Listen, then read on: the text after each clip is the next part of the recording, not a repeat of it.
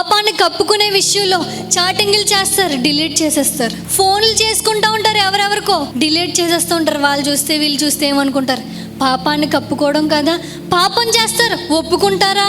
ఒప్పుకోరు. నేను చేయలేదు, నేను అలా మాట్లాడలేదు, నేను చూడలేదు, నేను తిరగలేదు అని వాళ్ళ పాపాన్ని అబద్ధాలతో కప్పుకోవాలనుకుంటారు. పాపం చేశాను అని అనుకోరు. టీవీ చూస్తారు, అప్పటిదాకా సినిమా చూస్తారు, వెంటనే ఛానల్ మార్చేస్తారు, కప్పేసుకుంటారు పాపాన్ని.